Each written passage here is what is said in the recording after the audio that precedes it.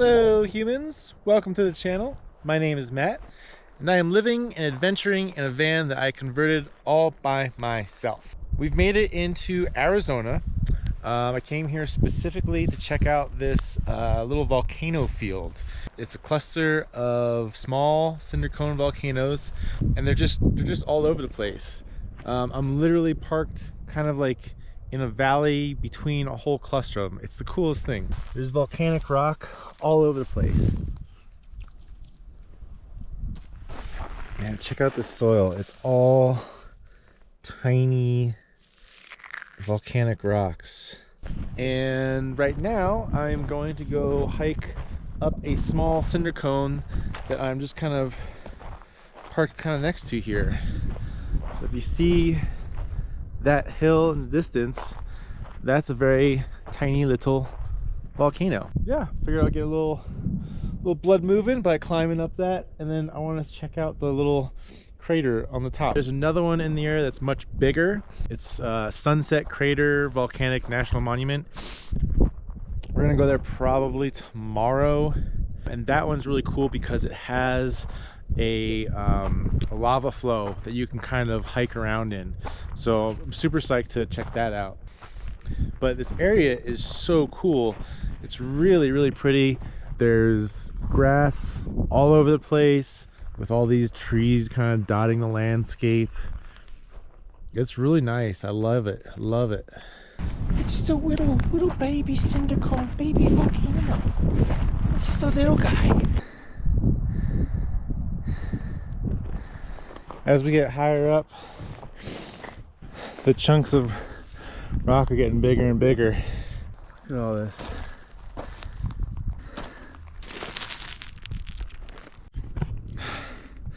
We're almost to the top. Whoa. Wow. Oh, cool.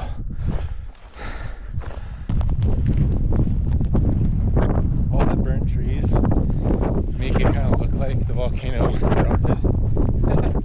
It's kind of trippy. Oh, it's so windy! I'm inside a volcano. I know it's not active, so it's really just a hill, but still. We're in the center of a volcano caldera.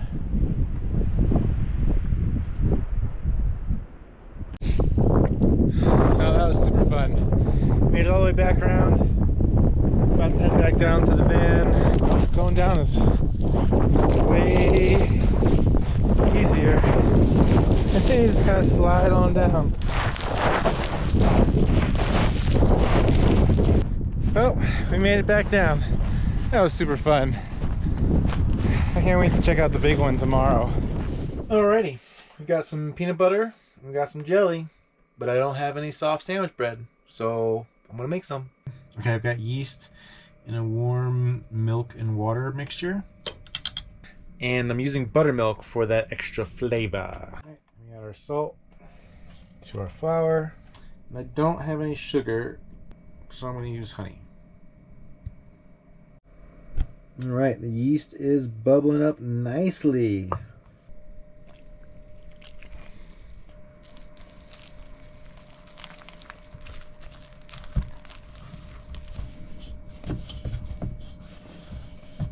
Now that it's kind of smooth, I'm going to add some butter in and continue kneading. The butter's all incorporated. I'm just going to let that sit and double in size. So I kept hearing this little crinkle sound every once in a while, and I was like, what the heck is that? Turns out, ooh, look at that. That is a nice rise, man.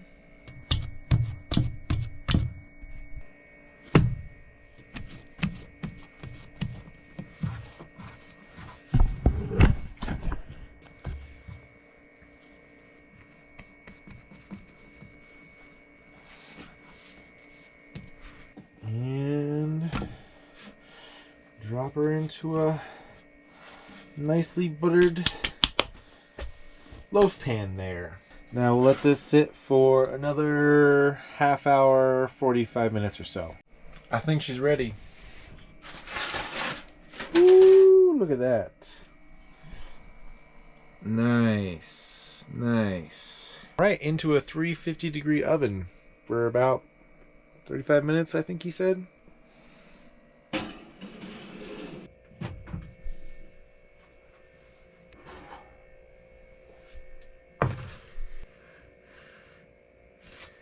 That smells so good. I'm gonna try the peanut butter and jelly tomorrow, but I just gotta try a piece of this bread before I go to bed. It is so soft and fluffy. Oh my god. It smells amazing. I'm gonna taste it with just the butter first. It's perfect. It's perfect. Now, with the strawberry jam.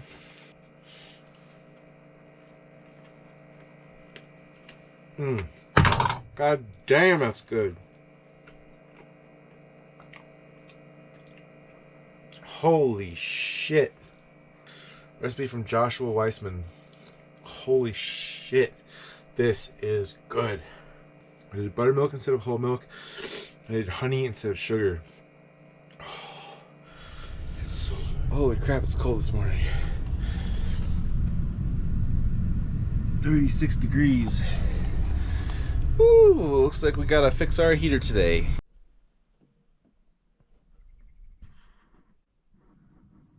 Well, good morning, friends. I just realized I don't have all the tools I need to get the heater out. I need my torque bits, the little star ones, and I did not bring the little set of screwdriver tips, which would have been an easy thing to bring. I could get it out, I just can't open it up. So, no heater.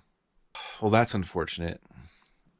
I was planning on going back home in about 3 weeks for my nephew's elementary school graduation, so I can do it then for sure.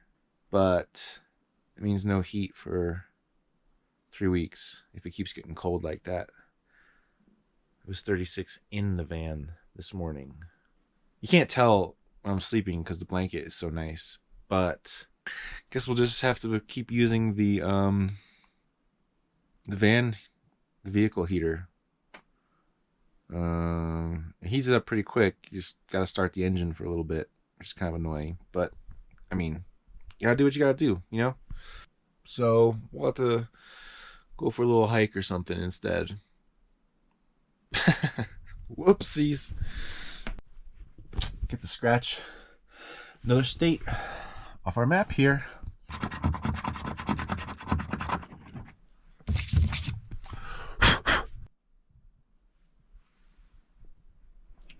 Well, the plan for the day was to go over to the Sunset Crater and hike around there, check out the lava flow and all that stuff, but I saw the clouds coming over, lost sunlight, decided to scurry on back to camp, and good thing I did, because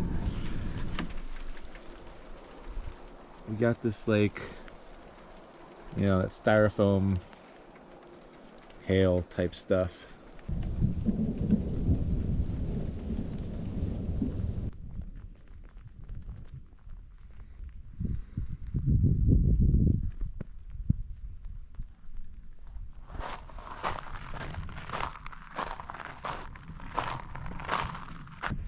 Hello humans! We've got much better weather today, so we're back at the Sunset Crater Volcano National Monument, hiking along the... Ooh, a lizard. Hey, the lizard.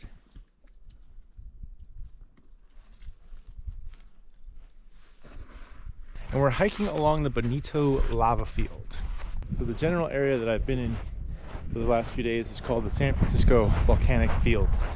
There are over 600 volcanoes here. 600.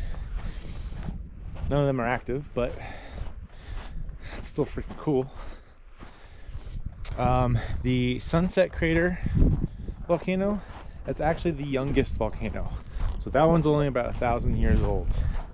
And then the Lennox crater, which I just hiked around this morning, which is right next to it, hundreds of thousands of years old. So that's kind of crazy. They say eventually, however many more thousands of years in the future, another one will pop up. This black sand is so cool.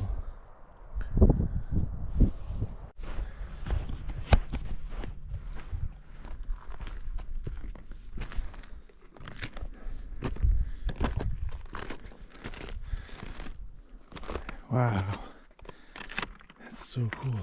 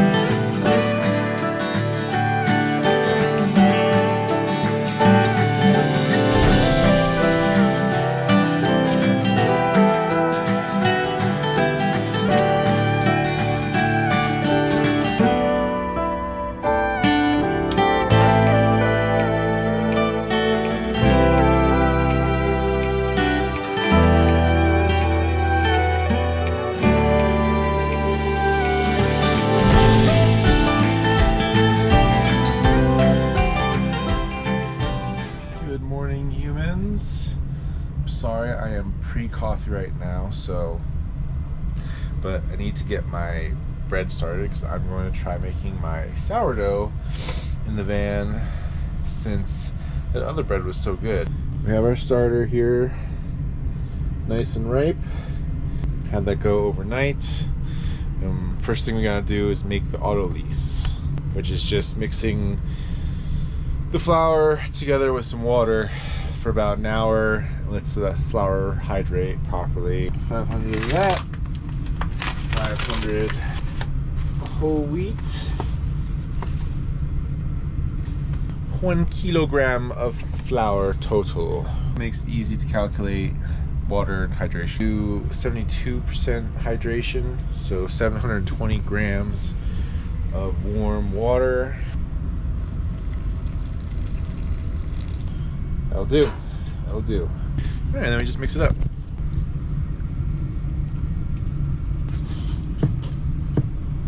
All right. And we just cover that up, let it sit for about an hour. It's been about an hour, so the flour, the autolyse, should be ready to go. All we gotta do now is add some salt and throw in the starter, mix it all up, and it's good to go. And then we refresh the starter.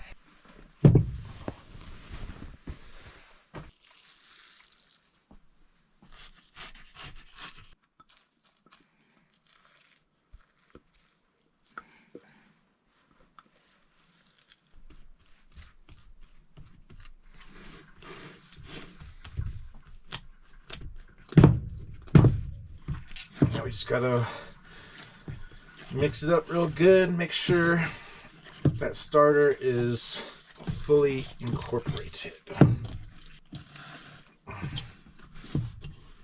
Alright, that'll do it for now. Just now we let it rest, and it's going to proof for a total of 4 hours. And we're going to fold it every half hour or so for the first hour and a half to build up the gluten. Oh, we got to feed the starter.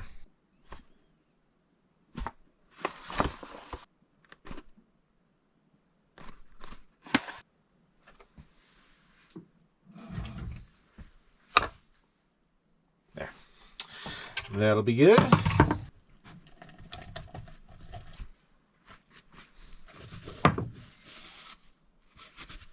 Let me just clean up the jar a little bit.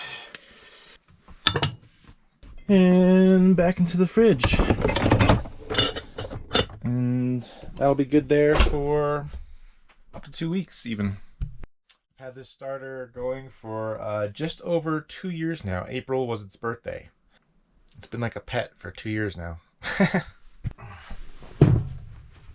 Alright, time for our first folding.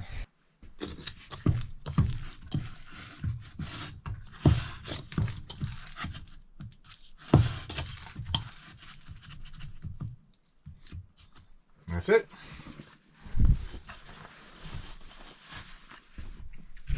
Two more times.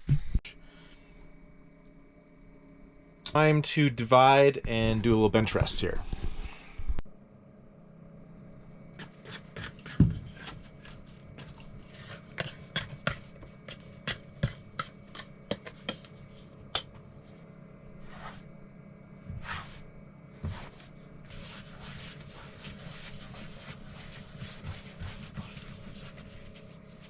All right, gonna let them sit here. I'm gonna cover them up and just let them chill out for a little bit, and then we'll do the final shaping.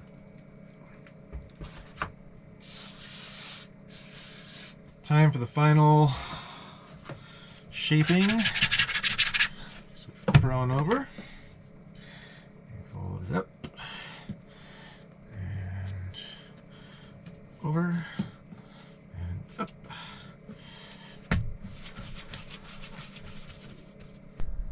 So I don't have the fancy Banneton baskets that you would put these into, but I did find kind of my own way to do that. So flour the towel, it goes in seam side up, and I just kind of wrap it up like a diaper, basically.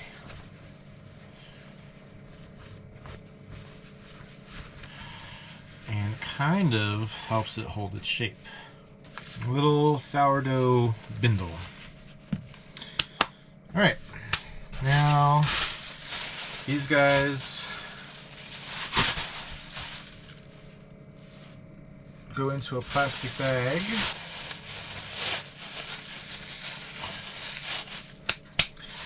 And then they go in the fridge for 16 hours. Good morning, humans. It's about 16 hours later. It's time to bake some bread. I've had the oven heated up with the cast iron Dutch oven in there. I'll get my little sourdough bindle out here. See what we have. There we go. Held its shape pretty decently. All right, now we're just gonna put some cuts to it.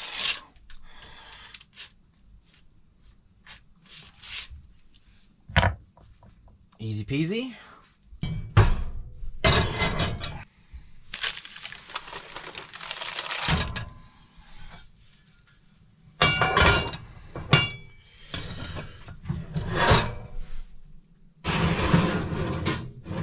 All right, it's gonna be in there for 20 minutes and then I'll uncover it. Ooh, looking pretty good. It's about 25, but I like to start checking it around 22 or 23. So there we go. I gotta say, I have been very impressed with this little oven. It holds temperature perfectly. Like whatever I put on the dial, that's what it is inside. It's super accurate. It's been really nice. Love this thing. It's the biggest RV oven I could find because I needed enough room for the Dutch oven in there. And most of the RV ovens, the bottom, which you can see is a little bit up for the heating element, is like halfway up in a lot of the ovens for some reason. It seems like a huge waste of space and you just wouldn't be able to fit much in there. So I got one that was big enough where I could fit a Dutch oven or I could roast a chicken because, you know, cooking is very important to me. Off.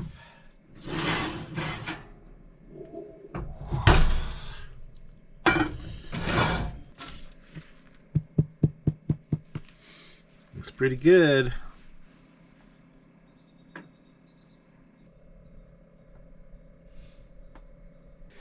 Alright, I'm gonna go for a little hike while I let that cool, and then we'll see what that crumb looks like on the inside. Alright, that was a lovely walk. I think this bread has cooled enough to cut it. Let's see what we got here.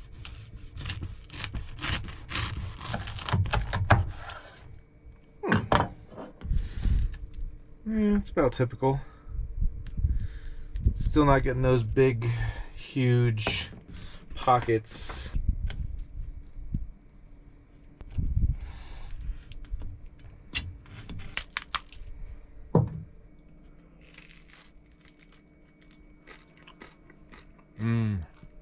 Oh, that's so good.